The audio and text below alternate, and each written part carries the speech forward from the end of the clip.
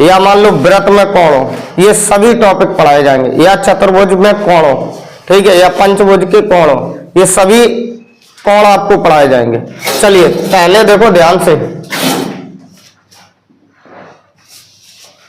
बिंदु, ठीक है, ये बिंदु होती क्या है, इसको हम ऐसे दर्शाते हैं एक पॉइंट से। ये बिंदु क्या है, एक निश्चित स्थान को बताने का संकेत है, ठीक है, एक निश्चित स्थान को बताने का संकेत है। ना इसकी लंबाई होती है और ना इसकी चौड़ाई होती है और ना इसकी ऊंचाई होती है, ठीक है, ना तो इसकी लंबाई होती है, ना चौड़ाई होती है और ना ऊंचाई होती है। इतनी बात समझ में आ रही है। अब यहां देखो पहला पॉइंट, ये जैसे एक बिंदु है, यहां से एक लाइन, दो लाइन, तीन, ऐसे हम लाइन खींचेंगे, ठीक,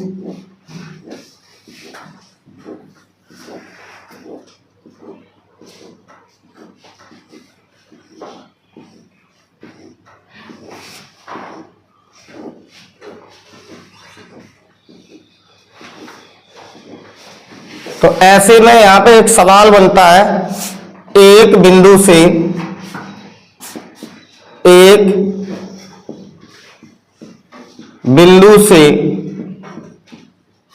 कितनी रेखा खींची जा सकती है। ऑप्शन 1, 2, 15, अनंत। तो ध्यान से सुनिए, एक बिंदु से अनंत रेखाएं खींची जा सकती है। इतनी बात समझ में आ रही है, एक बिंदु से कितनी रेखाएं खींची जा सकती है, अनंत। ऐसे ही अगला टॉपिक देखो, अब ये जैसे मान लो हमने इन बिंदुओं को ऐसे,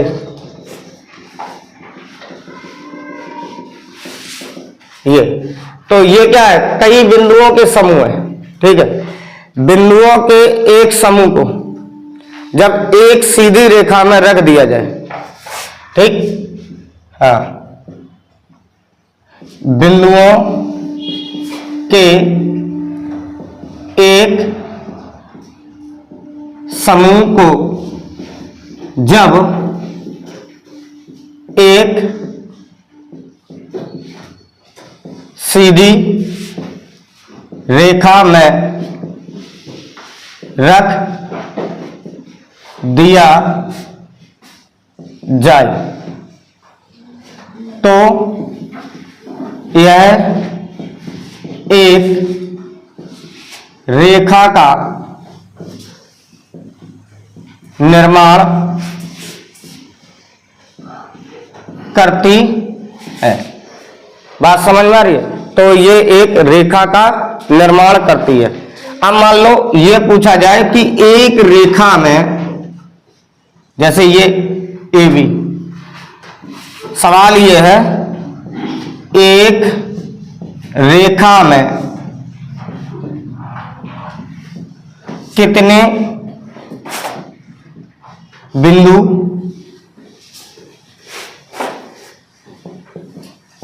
होते हैं। अब ये बताइए, एक रेखा में रेखा है, ठीक है, अब ये एक सरल रेखा है, इसमें देखो कई बिंदु है। अगर हम देखें कोई भी रेखा ले लें, उसमें बिंदु हम नहीं गिन सकते क्योंकि बिल्कुल पास पास बिंदु होते हैं, ठीक है, तो इसमें भी कितने होते हैं, अनंत।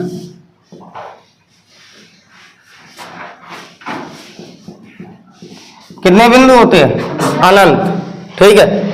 अगर यही बात ऐसे बोल दी जाए, दो बिंदु से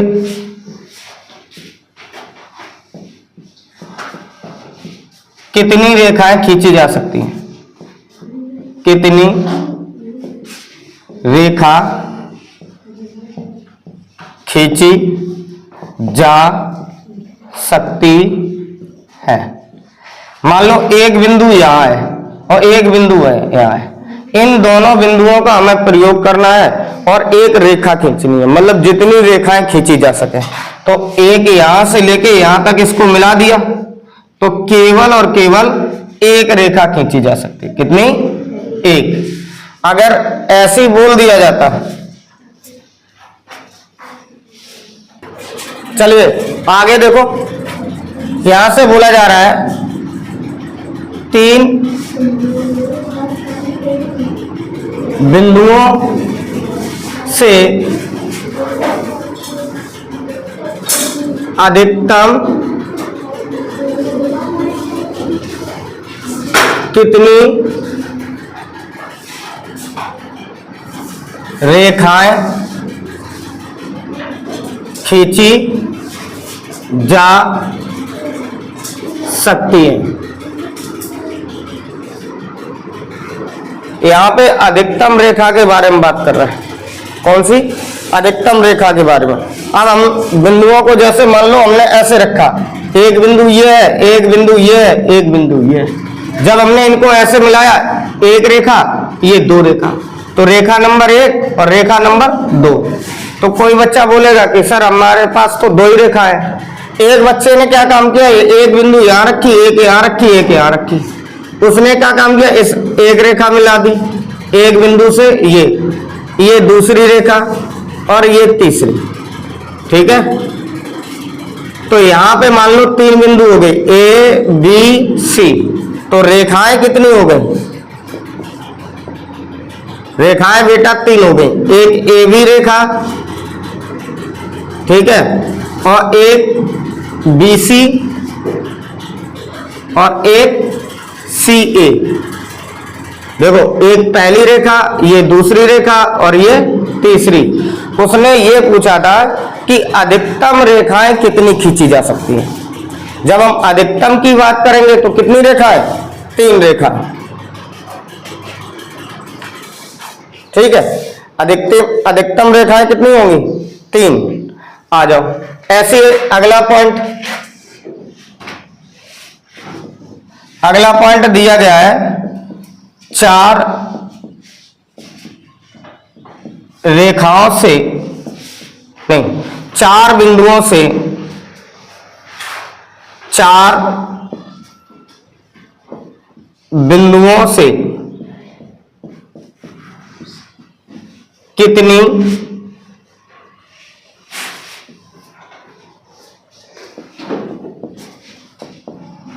रेखाएं खींची जा सकती हैं। तो मेरे पास 1 बिंदु, 2 बिंदु, 3 बिंदु, 4 बिंदु। ये 4 बिंदु, ये पहली रेखा, ये दूसरी, ये तीसरी और ये चौथी। तो ये कितनी रेखाएं हो गई? 4। ठीक। अब देखो, यहां पे हम लिख रहे हैं बिंदु की संख्या। बिंदु की संख्या लिखी है, रेखाएं की संख्या लिखी है। जैसे सवाल पहला पूछा जा रहा है कि एक बिंदु से कितनी रेखाएं खींची जा सकती हैं, तो एक बिंदु से अनंत रेखाएं खींची जा सकती हैं। अच्छा, 2 बिंदु से कितनी रेखाएं खींची जा सकती है? एक रेखा खींची जा सकती है। अच्छा, 3 बिंदु से 3 रेखाएं और 4 बिंदु से 4 रेखाएं। तो हमें सबसे ज्यादा इंपॉर्टेंट पॉइंट कौन से है? ये 2। एक बिंदु से अनंत रेखाएं और 2 बिंदुओं से केवल एक रेखा। कि रेखा कितने प्रकार की होती है? क्लास 1 से लेके या मान लो 4, 5, 6, 7, इसमें 6 तक जो प्रकार बताए जाते हैं वो 3 प्रकार के बताए जाते हैं। ठीक है, जैसे देखो, रेखा के प्रकार।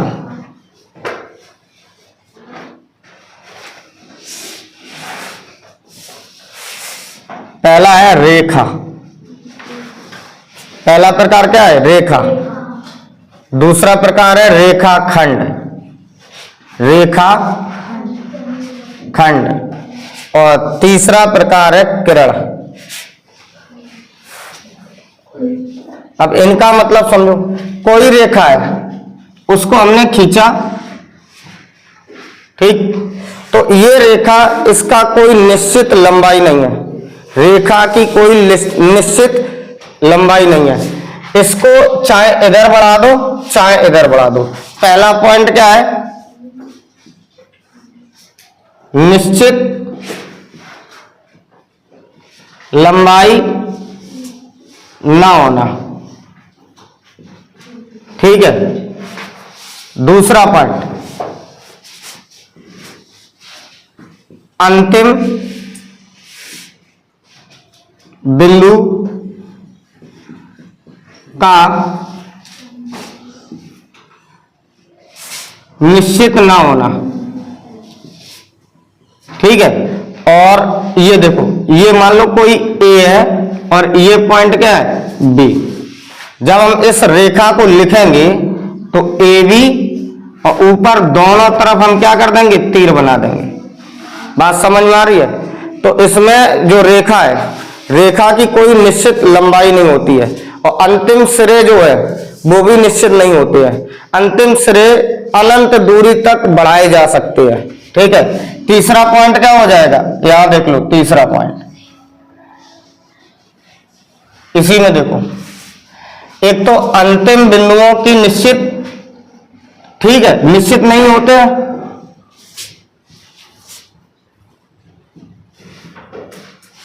और यही अंतिम बिंदु क्या है, अनंत दूरी तक बढ़ा सकते हैं। 3 पॉइंट, ठीक है।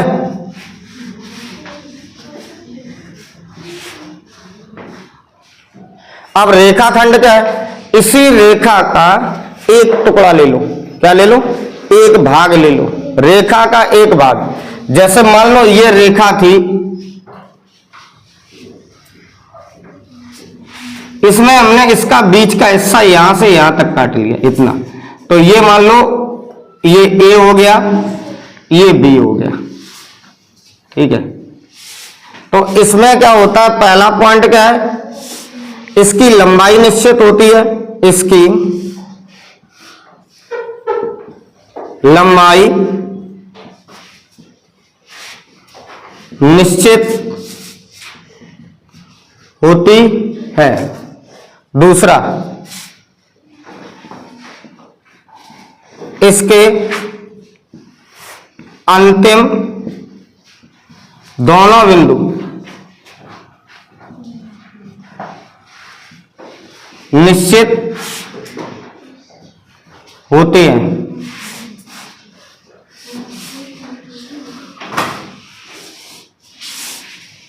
ठीक है। इसको कैसे लिखा जाता है, जैसे ए बी और ऊपर ऐसी। किरण का मतलब क्या होता है, एक बिंदु निश्चित होता है और एक बिंदु अनिश्चित होता है। इतनी बात समझ में आ रही है, ठीक। तो किरण को हम लिखेंगे कैसे, ए बी और एक बिंदु निश्चित, ऐसे करके। तो हमने इसका लिखा, इसकी लंबाई निश्चित नहीं होती है, ठीक है। किरण में क्या होता है, इसकी लंबाई निश्चित नहीं होती, यानी कि इसकी लंबाई कैसी होती है, अनिश्चित होती है। लंबाई कैसी होती है, अनिश्चित। तो किरण की जो लंबाई है वो भी अनिश्चित है, इसको हम माप नहीं सकते हैं। और रेखा की भी लंबाई कैसी है, अनिश्चित। अगर रेखा खंड की बात करें तो इसकी लंबाई कैसी होती है, निश्चित होती है, इसको हम माप सकते हैं, ठीक है। इसका एक बिंदु लिखेंगे, इसका एक अंतिम बिंदु, एक अंतिम बिंदु निश्चित होता है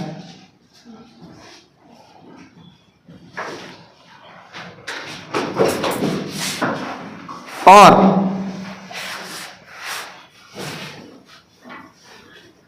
दूसरा बिंदु अनिश्चित होता है।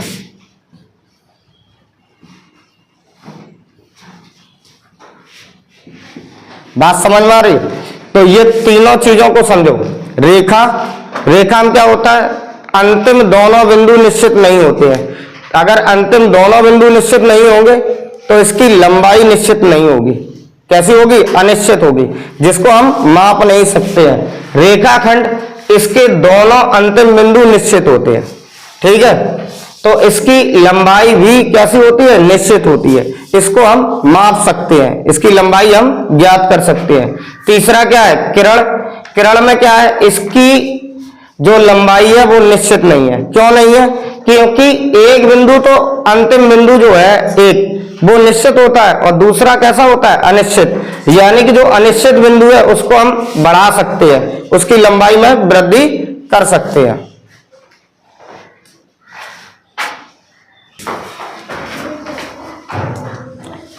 चलिए देखो, इस चीज को हम दोबारा भी समझ लेते हैं। जैसे यहां पे दिया गया है रेखा के प्रकार, तो रेखा कितने प्रकार की होती है?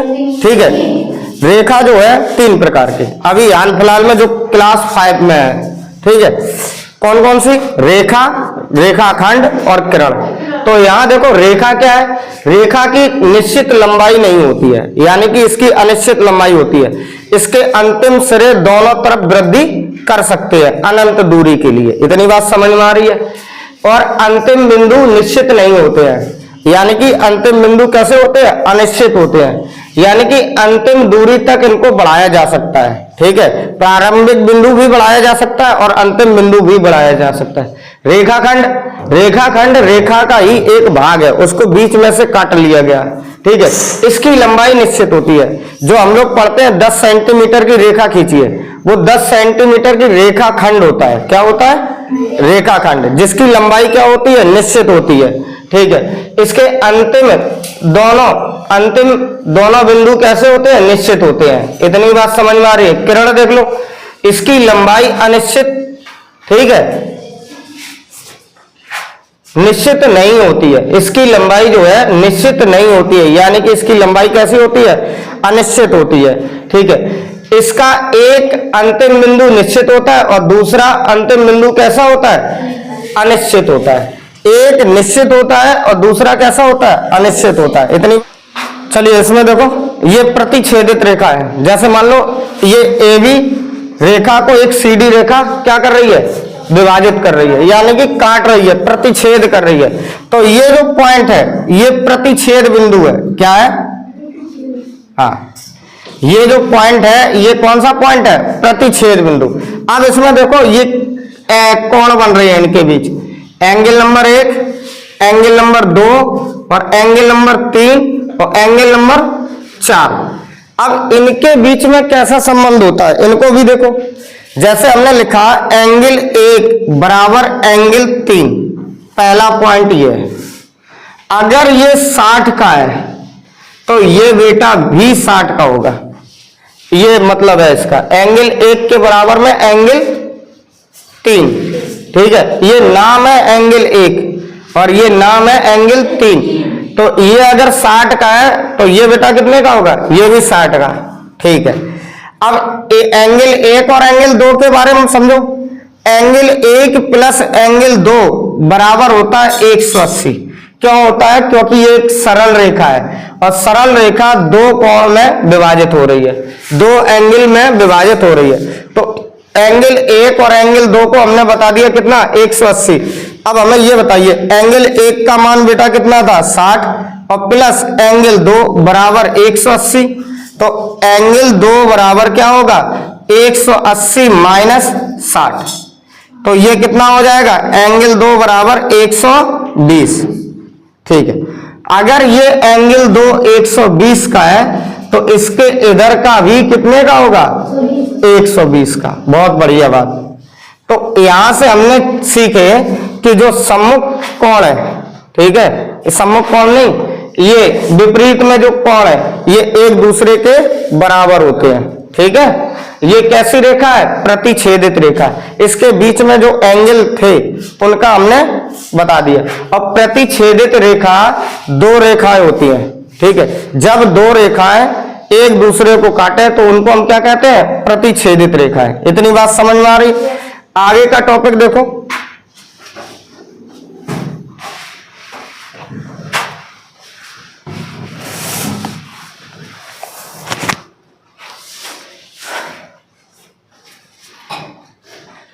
समपाती रेखा।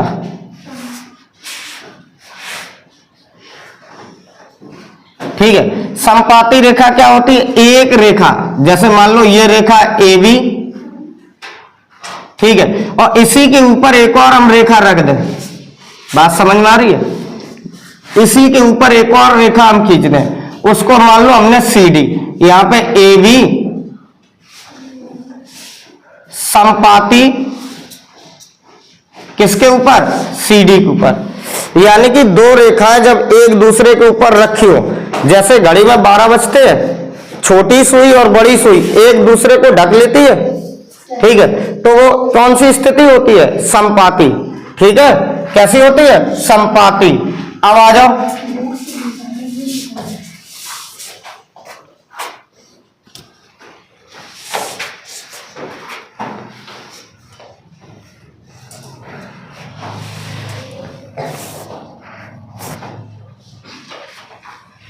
यहां से देखो संगामी रेखा,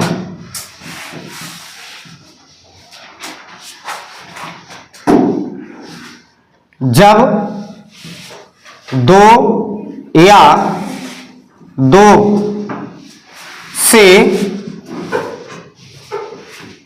अधिक रेखाएं एक बिंदु पर मिलती हैं। किस पर?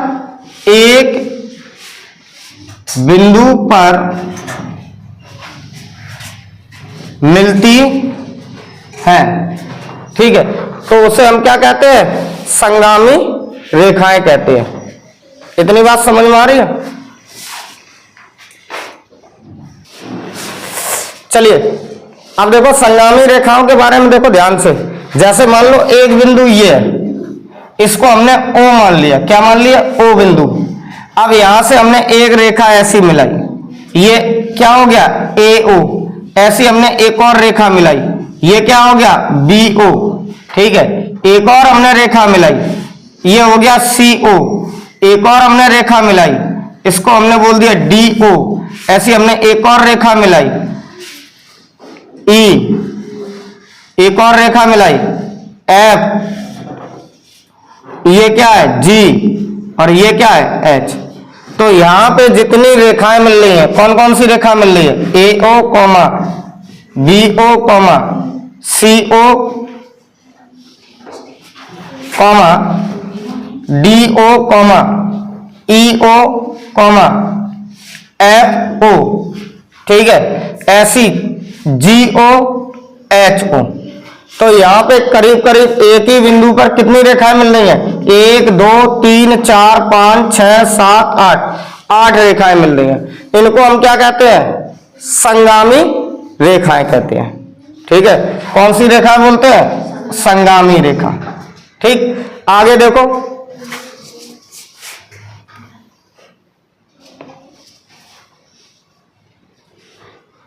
समांतर रेखा। ठीक है, कौन सी रेखा? हाँ, समांतर रेखा। ये क्या होती है? दो रेखाएं होती हैं। ठीक है, कैसी रेखाएं होती हैं? दो रेखाएं। जैसे मान लो ये हमने एक रेखा खींची, अगर इस पर कहीं पर लंबवत दूरी नापी जाए, क्या है? लंबवत दूरी। ठीक है, तो ये कैसी रहेंगी? समान रहेगी। अगर ये यहाँ पे 5 सेंटीमीटर है तो इधर भी 5 सेंटीमीटर ही होगा। ठीक है, तो समांतर दूरी के बीच में जो समांतर रेखा है, उनके बीच में एक निश्चित दूरी होती है। क्या होती है? एक निश्चित दूरी होती है। इतनी बात समझ में आ रही है? जैसे ये हमने लिखा AB और दूसरी रेखा क्या है? CD। इसको हम लिखेंगे कैसे? AB समांतर CD। इतनी बात समझ में आ रही है? इसका लिखने का तरीका ये है, AB समांतर CD। कोई दिक्कत? अच्छा, तिर्यक रेखा क्या होती है? तिर्यक रेखा, जब हम कोई समांतर रेखा को एक रेखा से हम ऐसे काट देते हैं। ठीक है, समांतर रेखाओं को एक तिरछी रेखा से या मान लो कैसी भी रेखा से, ठीक है, काटते हैं, तो इसको हम क्या कहते हैं? तिर्यक रेखा। क्या कहते हैं? तिर्यक रेखा। उतारो उसे।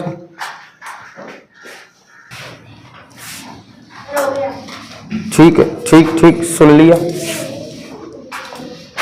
चलिए एक बार इसको फिर से समझ लो। रेखा के प्रकार ये जो है, रेखा के ये प्रकार तुम्हें कौन सी क्लास में मिलेंगे, 7 में मिलेंगे या 8 में मिलेंगे। ठीक है, 8 में इस टाइप के आ जाते हैं और यही चीज तुम्हें 9th में भी मिलेगी। 9th में एक टॉपिक है समांतर रेखा पर, पूरा टॉपिक है। ठीक है, तो यहां ध्यान से सुनो। पहले क्या है, रेखा के प्रकार। प्रतिच्छेदित रेखा, प्रतिच्छेदित रेखा का मतलब है इंटरसेक्ट लाइन। कौन सी लाइन है, इंटरसेक्ट लाइन। अब इसमें क्या होगा, दो लाइनें एक दूसरे को क्या करेंगे, काटेंगे और एक बिंदु पर काटेंगे। इसको बोलते हैं प्रतिच्छेदित बिंदु बोलते हैं। ठीक है, जब ये रेखा एक दूसरे को काट रही है तो आमने सामने वाले कोणों को बराबर बांट देती है। ठीक है, जैसे ये हमने नाम डाला, ये कोण नंबर 1 और ये कोण नंबर 2। ठीक है, ये कोण नंबर 3, ये कोण नंबर 4। अब ध्यान से समझो, जब हमने ये कोण नंबर 1 है, कोण नंबर 2 है, कोण नंबर 3, इनका आपस में संबंध देखा तो ये कोण इसके बराबर है और ये वाला कोण इसके बराबर। अगर ये 60 का है तो ये सामने वाला भी कितने का होगा, 60 का होगा। इतनी बात समझ में आ रही है, बहुत बढ़िया बात। अब ध्यान से सुनो, ऐसे हमने लिखा एंगल 1 बराबर एंगल 3, एंगल 1 बराबर एंगल 3, ऐसे एंगल 2 बराबर एंगल 4। अच्छा, इन दोनों के बीच में क्या संबंध होता है, एंगल 1 प्लस एंगल 2 बराबर होता है 180। क्यों होता है, क्योंकि ये एक सरल रेखा है और जब सरल रेखा कितने अंश की कोण बनाती है, 180 की। ठीक है, और यही सरल रेखा को चाहे एक कोण हो या 2 कोण हो या 3 कोण में विभाजित करते हैं तो तीनों कोणों का योग कितना होगा, 180। ठीक है, अगर 4 कोण में विभाजित करेंगे तो चारों कोणों का योग कितना होगा, 180। अभी आगे बताएंगे। ठीक है, ऐसे देख लो, यहां पे हमने लिखा एंगल 1 बराबर कितना है, 60 और प्लस एंगल 2, तो हमें 2 का मान निकालना है। तो 180 में से 60 घटा दो तो 2 का मान कितना आ जाएगा, 120। ठीक है, संपाती रेखा का मतलब क्या है, संपाती रेखा का मतलब यह है कि भाई एक रेखा के ऊपर बिल्कुल उसके ऊपर दूसरी रेखा रख दी जाए तो उसे हम क्या कहेंगे, संपाती रेखा कहेंगे। कोई दिक्कत? अच्छा, संगामी रेखा का मतलब क्या है, ये भी ध्यान से सुनो।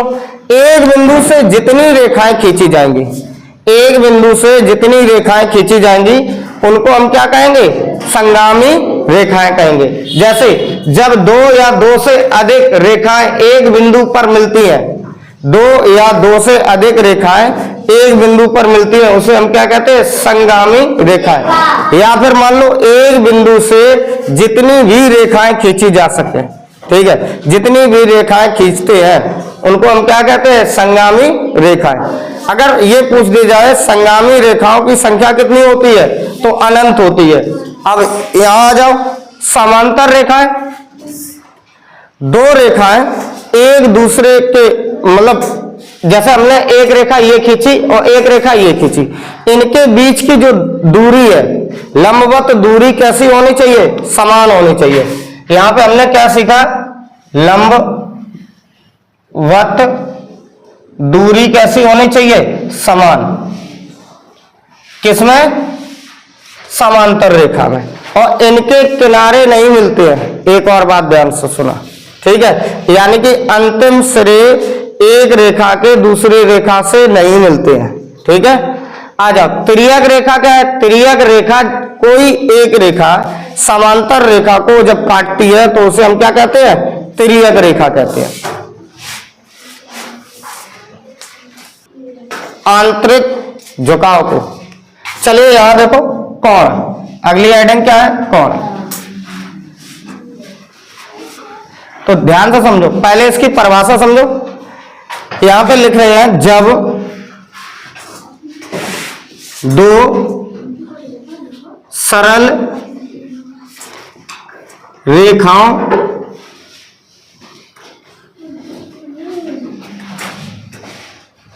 को एक बिंदु पर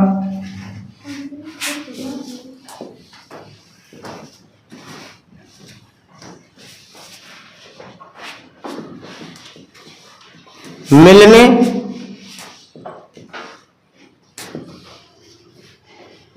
से इनके आंतरिक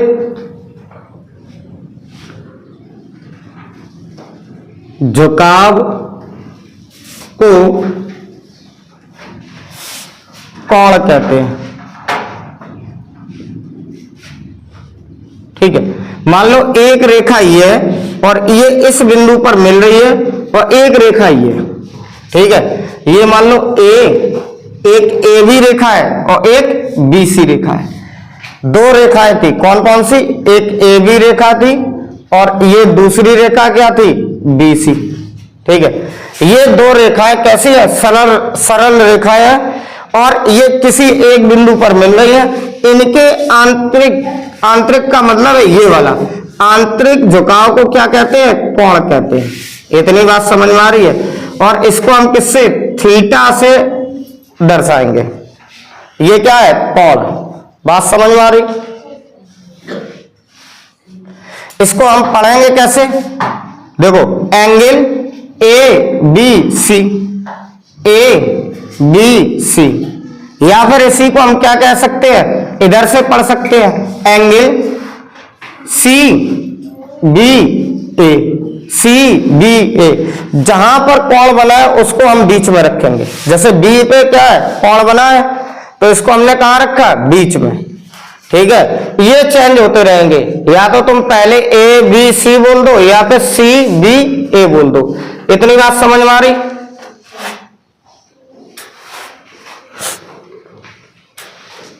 आगे देखो, कोण के प्रकार।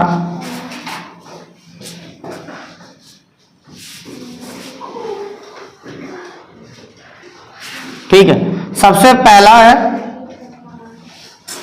शून्य कोण।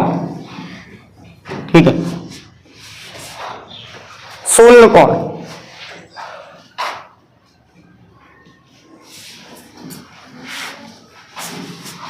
इसमें दोनों रेखाएं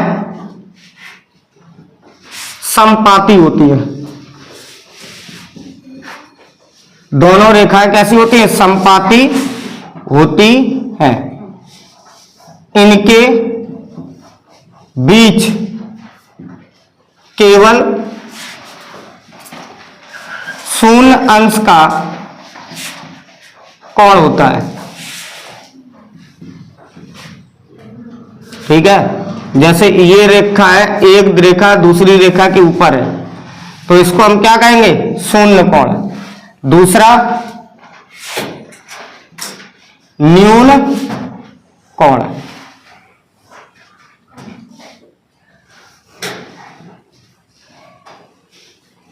दूसरा क्या हो जाएगा? न्यून कोण।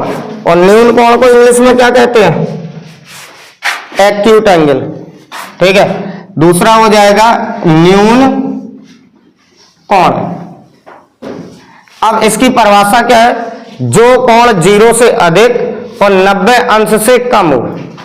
ठीक है, जो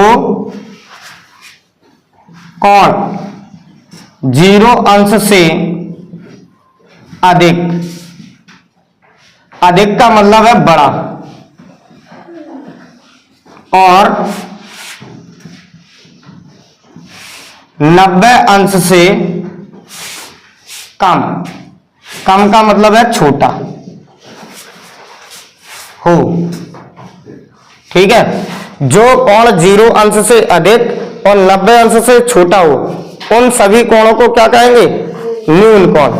अच्छा, 0 से अधिक कौन सा हो जाता है? 1 हो जाता है, 2 हो जाता है, 3 हो जाता है, ऐसी डॉट डॉट कहां तक? 89 तक। ठीक है, अगर हमने ये कहा न्यून कोण कहां से होता है? 1 से लेकर कहां तक? 89 तक। इतनी बात समझ में आ रही है? तो अगर पूछा जाए सबसे छोटा न्यून कोण कौन सा है? 1। वैसे पूर्ण में, ठीक है, जो हम डिग्री सही से नाप सके, तो 1 का। चलिए, ये हो गया न्यून कोण। अब आ जाओ दूसरा, समकोण। ठीक है, केवल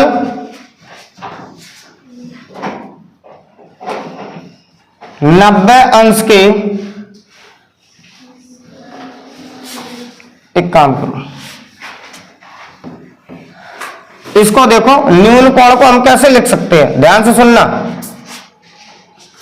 0 अंश से बड़ा हो, ठीक है, थीटा, थीटा का मतलब होता है कोण, और 90 अंश से छोटा हो। या तो ऐसे भी लिख के आ सकता है, जैसे मान लो कोई ऑप्शन आ रहा है, इनमें से न्यून कोण कौन सा है, और उसमें ये नहीं लिखा है 1 2 3 5, ऐसे कोण में नहीं दिया गया, ऐसे में दिया गया कि थीटा बराबर 90, ठीक है, और 0 अंश से अधिक और 90 अंश से कम, तो ये किसकी पहचान है, न्यून कोण की। इतनी बात समझ में आ रही है। आगे देखो समकोण, हमने यहां पे लिखा सम कोण, ये दूसरा, तीसरा, ठीक है, केवल 90 अंश के कोण को समकोण कहते हैं, ठीक है, कहते हैं। तो ये थीटा बराबर बेटा कितना हो जाएगा, 90 डिग्री, ठीक है।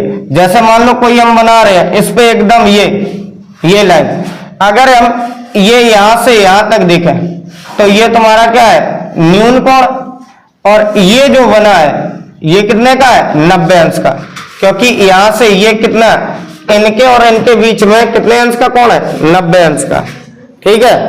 अब आ जाओ,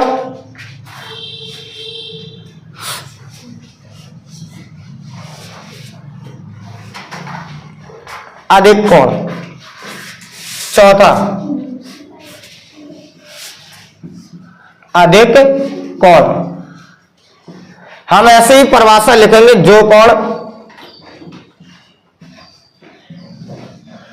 अब हमें ये बताइए हम कहां तक पहुंच गए, 90। अब 90 से जो भी कोण बड़े होंगे, जो कोण 90 अंश से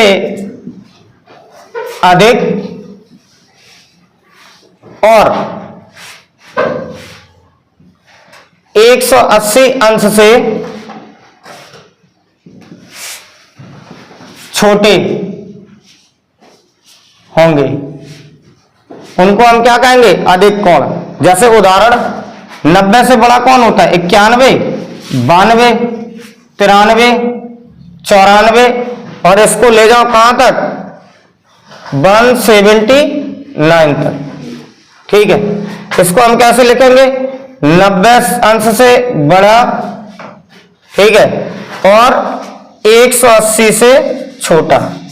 ये किसकी पहचान है, ये अधिक कोण की पहचान है। और ये किसकी है, थीटा बराबर 90 अंश, ये समकोण की पहचान है।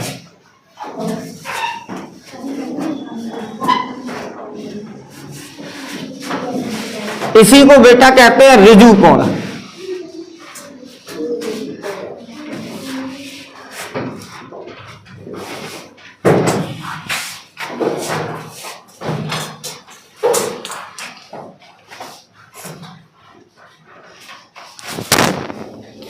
ठीक है, अब ध्यान से सुनना,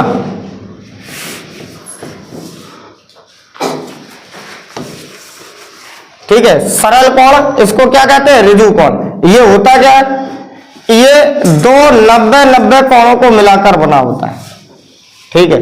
तो कुल मिला के क्या है, दो समकोण के बराबर होता है, समकोण, ठीक।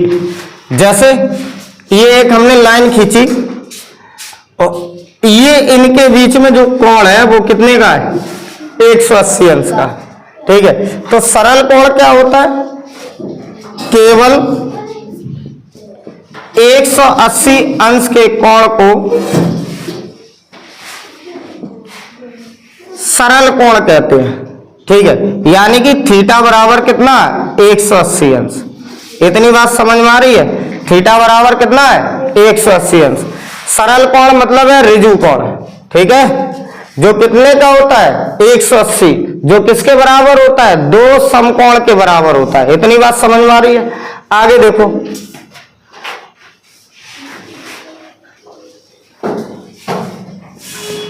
बृहत कोण,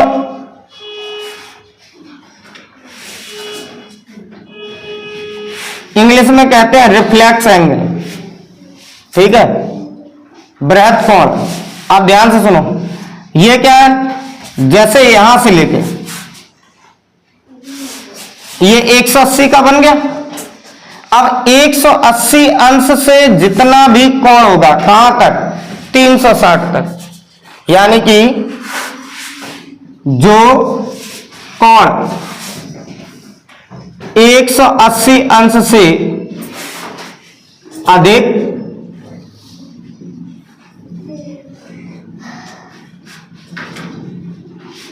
और 360 अंश से कम, ठीक है।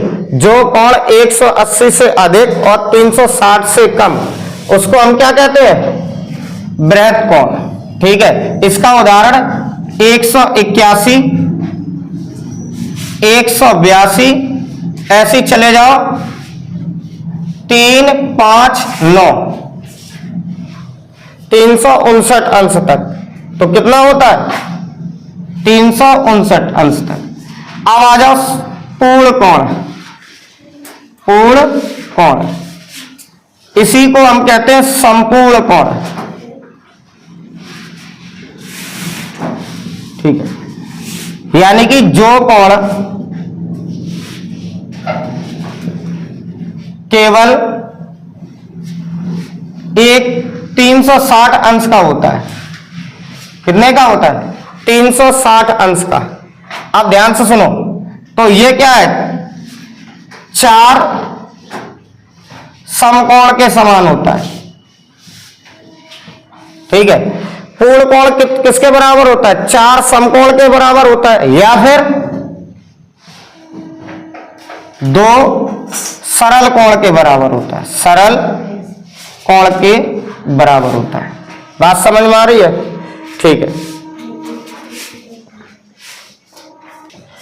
अब देखो ध्यान से, ये कैसे पढ़े, शीर्षाभिमुख कोण, जैसे अभी हमने बताया था शीर्षाभिमुख कोण, ध्यान से सुनो, कौन सा कोण, शीर्षाभिमुख कोण। इसमें अभी हमने बताया था कि भाई दो रेखाएं एक दूसरे को प्रतिच्छेद करती है, तो ये वाला कोण, ये वाला कोण, ये एक क्या है, शीर्षाभिमुख कोण, ठीक है। ये अगर x है और ये भी क्या है, x है, और अगर ये y है तो ये भी y है, यानी कि ये शीर्षाभिमुख कोण कैसे होंगे, आपस में बराबर होंगे।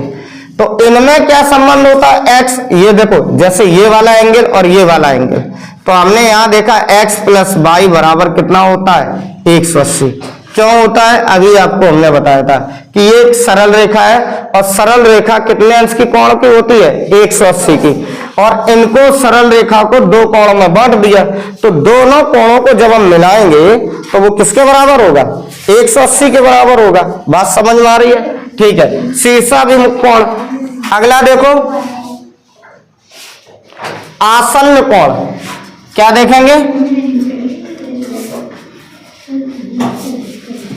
आसन्न कोण। अब मान लो कोई एक कोण है, ठीक है, इसको दो भागों में हमने बांट दिया, ठीक, तो ये कोण नंबर 1 और ये कोण नंबर 2, तो ये कोण नंबर 1 और कोण नंबर 2 ये एक दूसरे के कैसे है, आसन्न कोण, कैसे है, आसन्न कोण। इसमें क्या होता है, इसको हम बोलते हैं शीर्ष बिंदु, क्या बोलते हैं, हाँ, शीर्ष बिंदु। और ये जो है ये कॉमन लाइन है, कैसी लाइन है, कॉमन लाइन, इसको हम बोलते हैं उभयनिष्ठ भुजा, क्या बोलते हैं, ये है उभयनिष्ठ भुजा। इतनी बात समझ में आ रही है,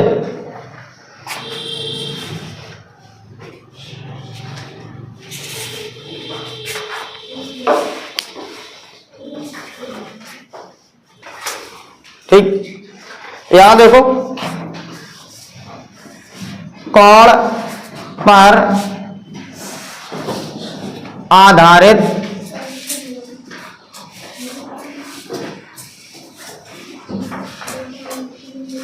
प्रश्न। जैसे हमने लिखा पहला प्रश्न, इनमें से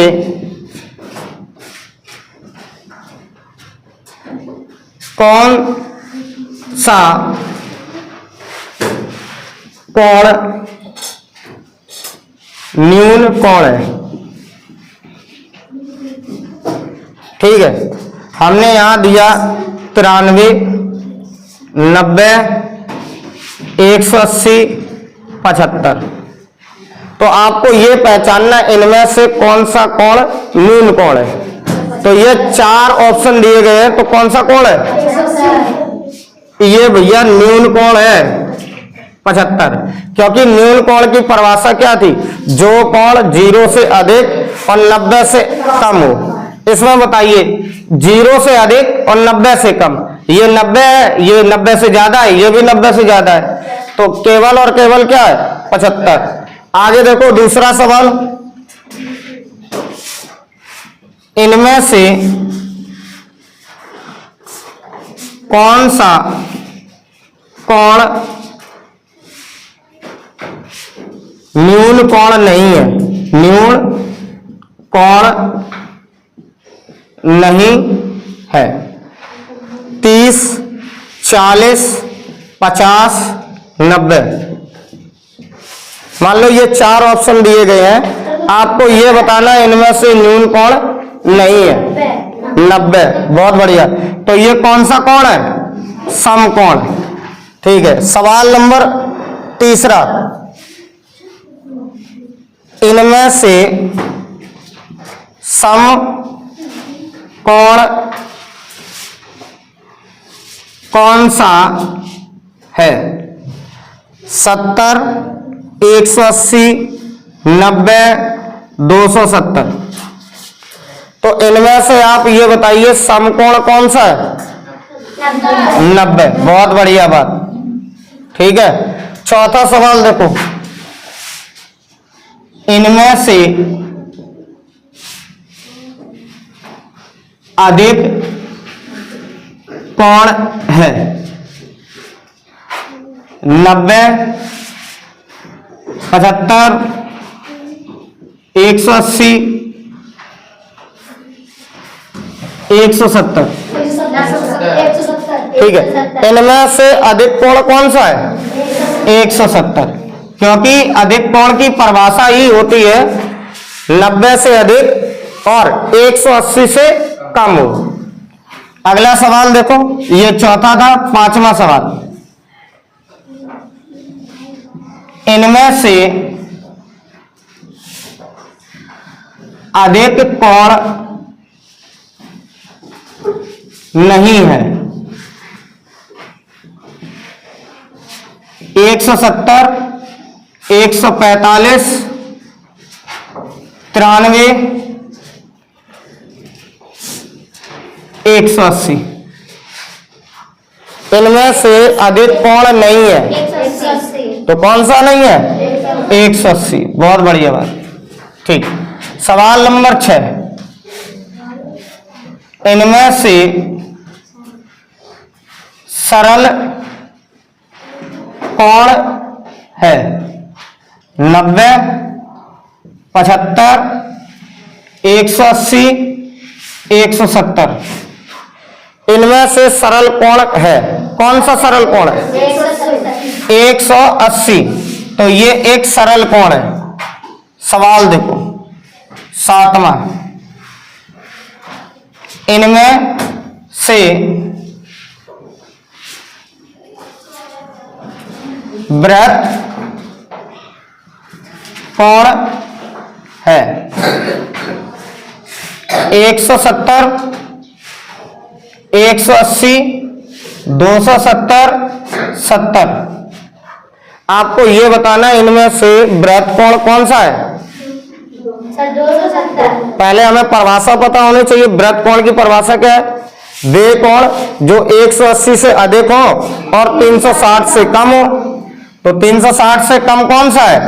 270। ठीक है, या फिर इसी सवाल को ऐसे भी दे सकते थे, इनमें से वृत्त कोण है। हमने यहां लिखा एक समकोण, दूसरा ऑप्शन लिखा दो समकोण,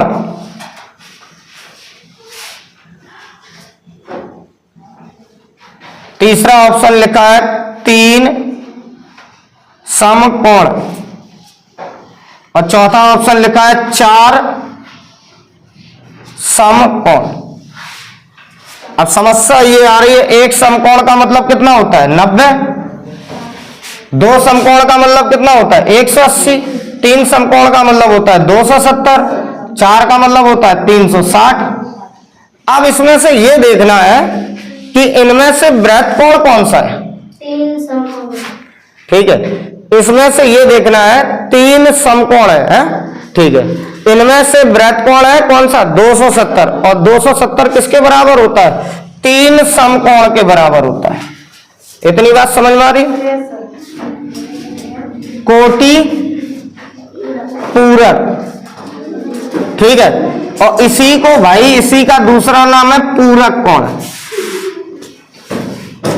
ठीक है, क्या नाम है? पूरक कोण। ये होता क्या है? दो कोणों का योग कितना हो? 90 अंश। तो ये दोनों कोण कैसे कहलाएंगे? एक दूसरे के दोनों कोण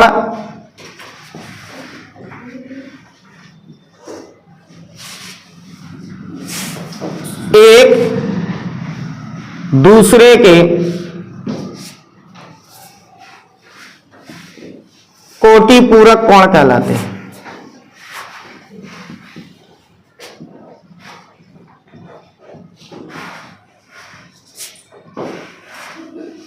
इतनी बात समझ में आ रही है? क्या कहलाते हैं? कोटि पूरक कोण। जैसे हमने यहां पे लिखा x प्लस वाई बराबर कितना है?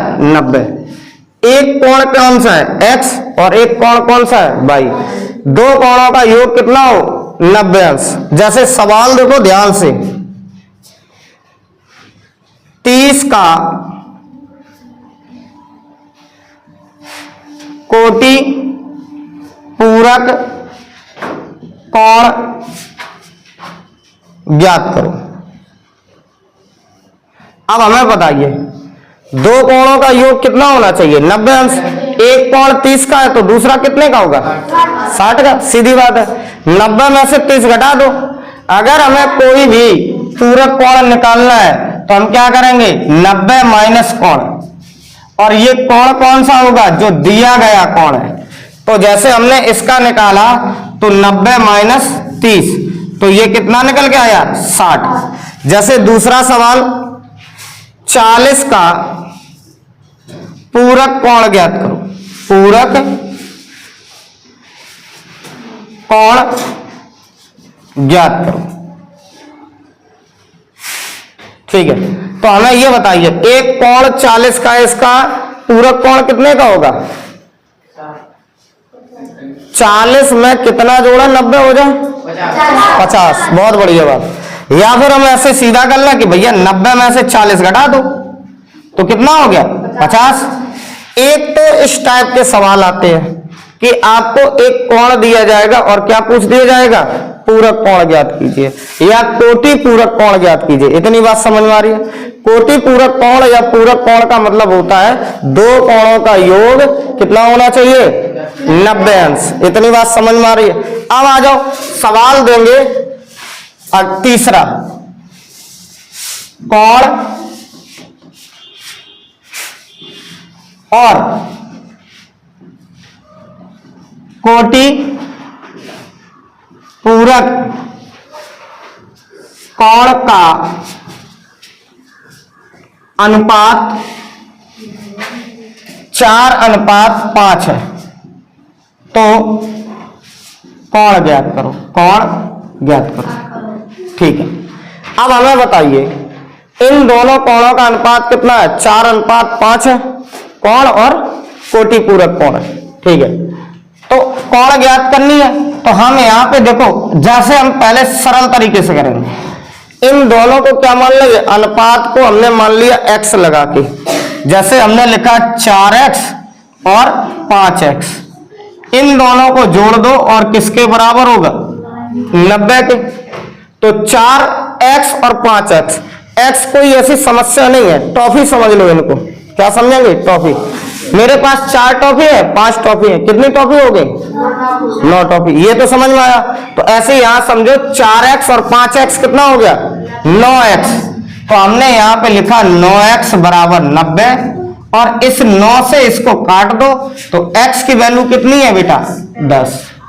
ठीक है, कोई दिक्कत?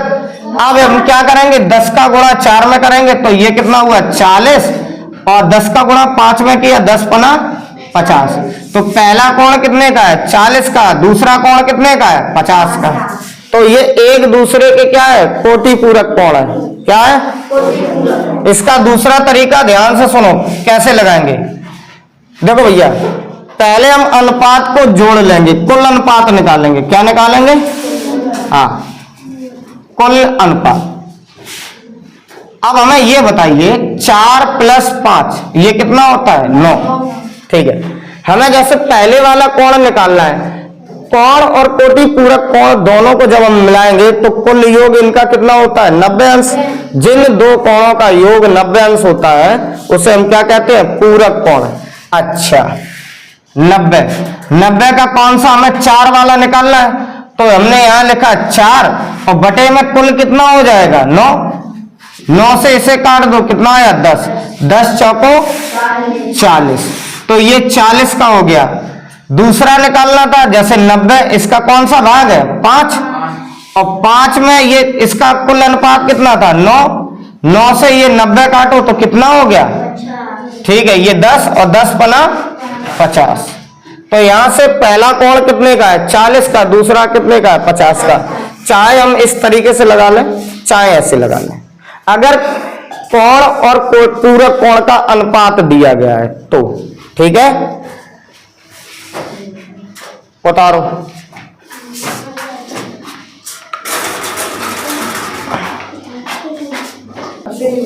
चलिए एकदम शांत रहो, आगे देखो। जैसे सवाल दिया गया था 2x + 10, ठीक है, कॉमा 3x + 20, एक दूसरे के पूरक कोण है।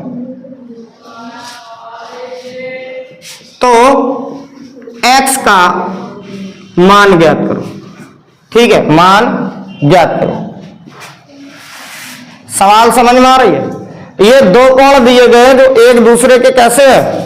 पूरक कोण है। ठीक है, या फिर कोटि पूरक कोण लिख के आता है। तो हमें पता है इन दोनों कोणों को अगर हम जोड़ेंगे तो किसके बराबर होगा? 90 के। ठीक है, जैसे हमने लिखा 2x + 10, ठीक है, और प्लस 3x + 20 बराबर कितना है? 90। 10 और 20 कितना हो गया? 30। और प्लस 2x और 3x बराबर कितना हो गया? 5x। और ये बराबर कितना है? 90। कोई चीज इधर रखी है प्लस में, इधर ले जाओगे किस में हो जाएगी? माइनस में। तो हमने यहां पे लिखा है 5x बराबर 90 और माइनस के कितने? 30।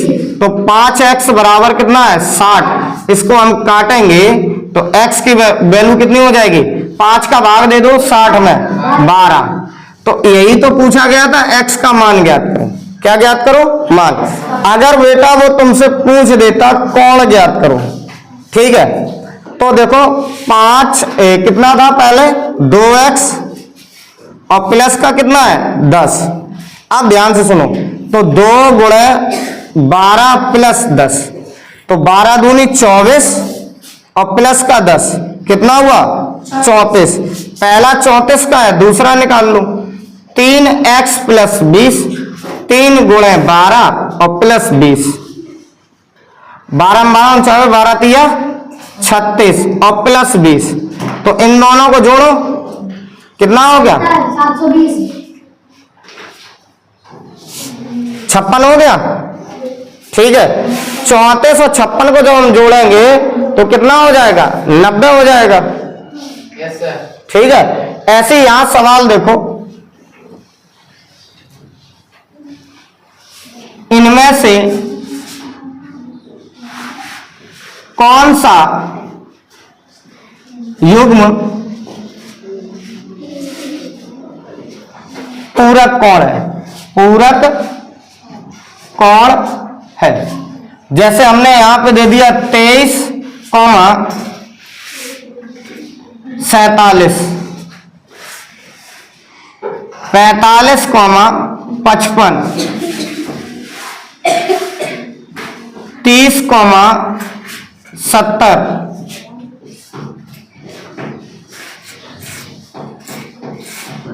42, 48। ठीक है, 48। अब यहां देखो, इनमें से क्या पूछा जा रहा है? इनमें से कौन सा युग्म क्या है? पूरक कोण है। तो हमें सबको जोड़ना है, इन दोनों को जोड़ो, देखो कितना 90 हो रहा है।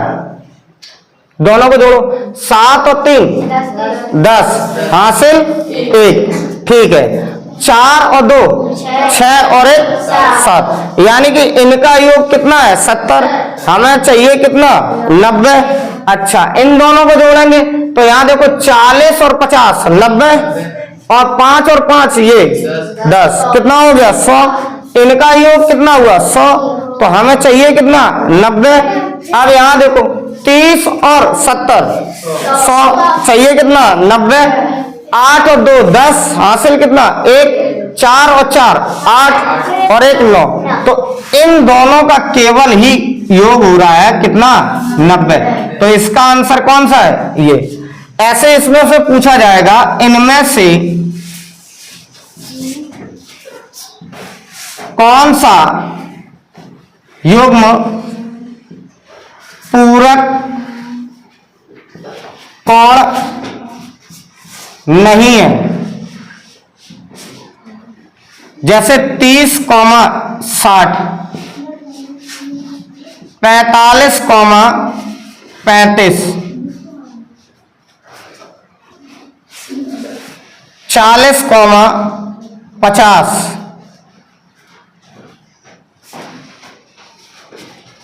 25, 65,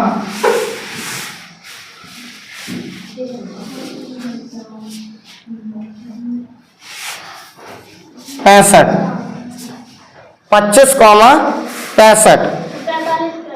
अब हमने देखा कि इनमें से पूरक कोण नहीं है, जो लिखा है। क्या लिखा है प्रश्न? नहीं है। तो हमें यह देखना ऐसा कौन सा युग्म है जिसके 90 के बराबर में नहीं है। 90 से या तो कम आ जाए या ज्यादा आ जाए। अगर फिक्स 90 आ रहा है तो वो सम कैसा है? पूरक कोण। 30 और 60 90 ये है, 40 और 50 90 ये भी है, 25 और 65 90 ये भी है। ये ऐसा युग्म है जिनका योग कितना हो रहा है? 80। जिसका युग्म कितना योग कितना हो रहा है? 80। तो यही नहीं है। ठीक है, उतारो इससे। आगे देखो ध्यान से, इसमें जो दिया गया है, दो पूरक कोण का अंतर कितना है? 10। तो दोनों कोण का मान होगा।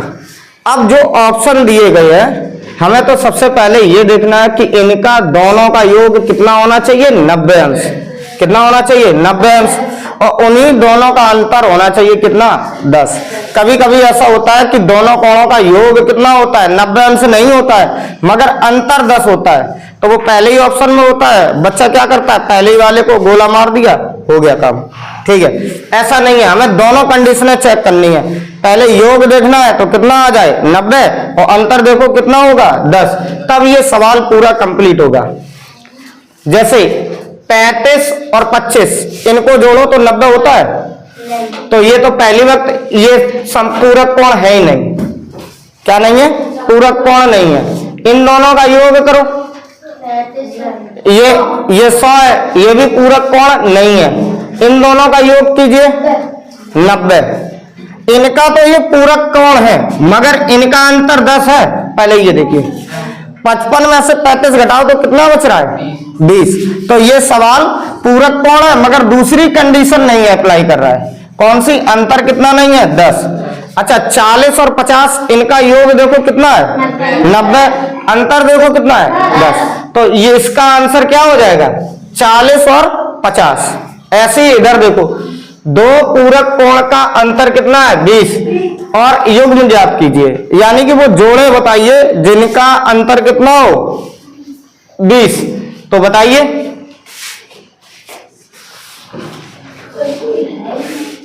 इसमें बताओ कौन सा है? चलो तो एक काम करते हैं, यहां पे हम कितना ले ले? 50 ले ले। ठीक है, दो पूरक कोण का अंतर कितना है? 50 है। तो वो युग्म बताइए। जैसे मान लो इन दोनों का अंतर कितना है? अंतर 30 और जबकि योग कितना है? 90। इन दोनों का देखो ये योग कितना है? 90। अंतर कितना है? 6। ठीक है, इनका ये पहले दे देखो योग तो 90 है मगर अंतर कितना है? 0। इनका योग कितना है? 90। अंतर कितना है? 50। तो इसका ऑप्शन क्या हो जाएगा? ये हो जाएगा। अब यहां पे बोला जा रहा है दो पूरक कोण का अंतर कितना है? 30। तो ऐसे पूरक कोण हमें बताइए जिनका अंतर कितना हो? 30। इसमें और इसमें कितना अंतर है? 30 का। और इन दोनों को जोड़ो तो 90 हो रहा है। हाँ, तो इसका ऑप्शन क्या है? ये। अब यहाँ पे अगला सवाल दिया गया था, एक कोण अपने पूरक कोण का समान है, पूरक कोण के समान है। मान लो जितना भी कोण है उतना पूरक कोण है। ठीक है, हमने यहां देखा यही तो पढ़ा था, कोण प्लस पूरक कोण बराबर कितना होता है? 90। ये भी x है और ये भी x होगा। x कितना हो गया? 2x। तो यहां पे हमने 2x के बराबर 90, 2 से इसे काट दो तो x की वैल्यू कितनी है? 45। समपूरक कोण। ठीक है, समपूरक कोण का मतलब है जिन दो कोणों का योग कितना हो? 180 अंश, यानी कि x प्लस वाई बराबर कितना है? 180। अगर सीधा फॉर्मूला देखें तो 180 माइनस कोण, जैसे हमने लिखा 120 का समपूरक कोण ज्ञात करो। ये सबसे सरल सवाल। तो हम क्या करेंगे? 180 में से लल्ला 120 घटा देंगे, कितना आएगा? 60। भाई 120 में हम कितना जोड़ दें? 180 हो जाए, 60 जोड़ दें, या फिर हम 180 में से 120 घटा देंगे। जैसे एक और सवाल देखो, दूसरा 100 का समपूरक कोण ज्ञात करो।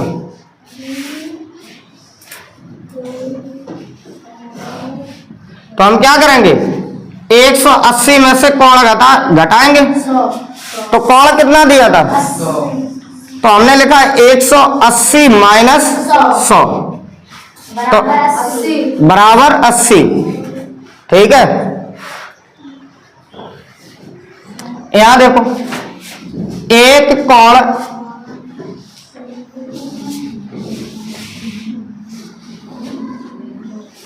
अपने समपूरक कोण का 2 गुना है। कितने गुना? 2 गुना है।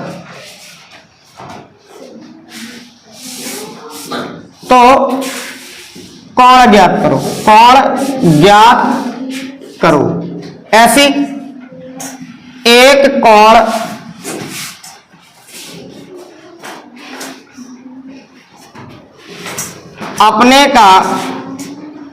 अपने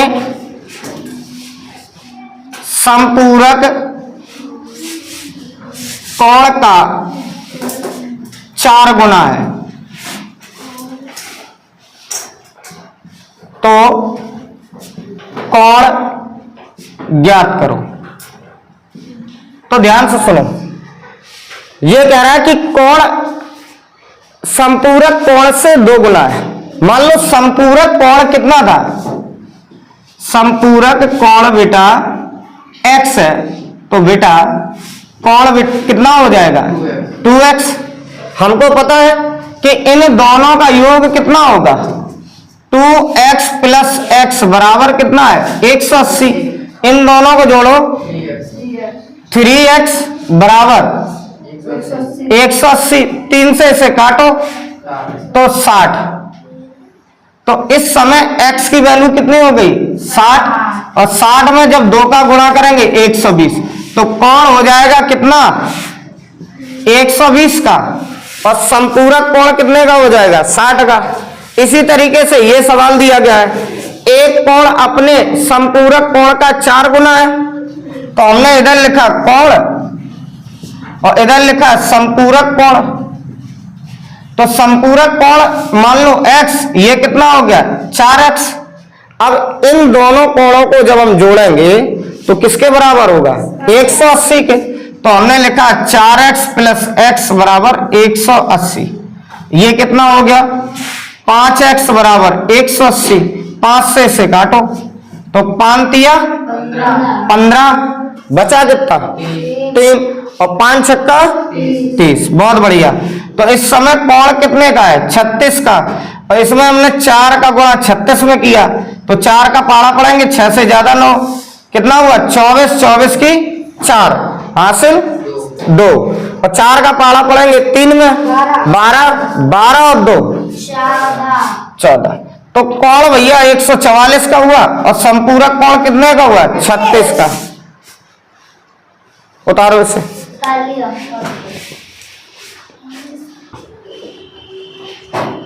आगे सवाल दिए जा रहे हैं, जैसे यहां सवाल दिया जाए कोण और संपूरक कोण का अनुपात कितना है 2:7। ठीक है, तो कोण ज्ञात कीजिए। हमें पता है कि कोण और संपूरक कोण को जब जोड़ेंगे तो कुल योग कितना होता है 180। तो इसको हमने क्या काम किया 2x और प्लस 7x बराबर कितना हो गया 180। तो इन दोनों को जब जोड़ा तो कितना हो गया 9x बराबर 180। इसको काट दो तो x की वैल्यू कितनी हो जाएगी 20। जब x का मान अगर पूछ रहे हैं तो 20। अब अगर कोण पूछ रहा था कोण, तो भैया 2x में कितने का गुणा कर दो 20 का, 20 दूनी 40, कोण हो गया 40 का। अगर संपूरक कोण पूछ रहे थे तो किसके बराबर में था 7x, तो इसमें 7 गुणे 20 करेंगे तो कितना हो जाएगा 140। इतनी बात समझ में आ रही है। अब कह रहे हैं कोण और संपूरक कोण समान है, तो हमने यहां देखा कि कोण प्लस संपूरक कोण,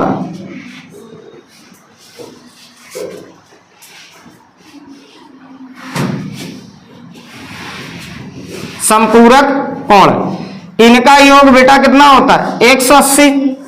ठीक है, तो ये कितना है x और ये कितना हो जाएगा x बराबर कितना है 180। तो ये किसके बराबर 2x के बराबर 180। इसको भैया काट दो तो x बराबर कितना हो जाएगा 90। ठीक है, जो ऐसा कोण जो स्वयं का क्या होता है संपूरक कोण होता है, कौन होता है 90। और पूरक कोण ऐसा कौन सा है जो स्वयं का ऐसा कौन सा कोण है जो स्वयं का पूरक कोण है 45। ठीक है, अच्छा अगला सवाल देखो, एक कोण अपने संपूरक कोण का कितने है 2/3 गुना है। बात समझ में आ रही है? तो कोण ज्ञात कीजिए। मान लो इधर हम लिख रहे हैं कोण और इधर हम क्या लिख रहे हैं, समपूरक कोण। ठीक है, अब देखो पहले समझना, एक कोण अपने संपूरक कोण का 2/3 है। मान लो संपूरक कोण कितना है, x, और ये कितना हो जाएगा 2/3 x, और ये बराबर में है। ठीक है, तो इस 3 का गुणा यहां कर दो तो ये हो जाएगा 2x, और बराबर में कितना है 3x। अगर इसका अनुपात देखा जाए तो 2 अनुपात किसके बराबर में हो जाएगा, 3 के।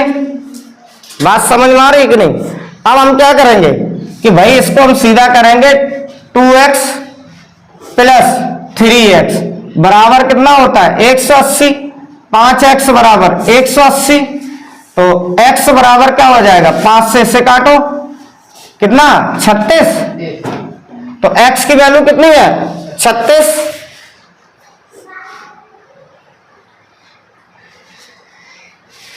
तो 36 दूनी कितना होता है, जैसे हमें 2x का मान निकालना है तो हमने यहां पे लिखा 36 गुणे 2 बराबर कितना है 72, और 3x का मान निकालना है तो 36 गुणे 3 तो 18 हासिल 1, और 3 का गुणा 3 में करेंगे 9 और 1 10।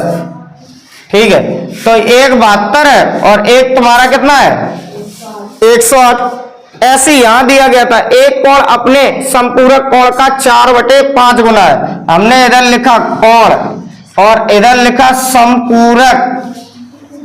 मान लो संपूरक को x मान लिया, तब कोण कितना होगा 4/5x।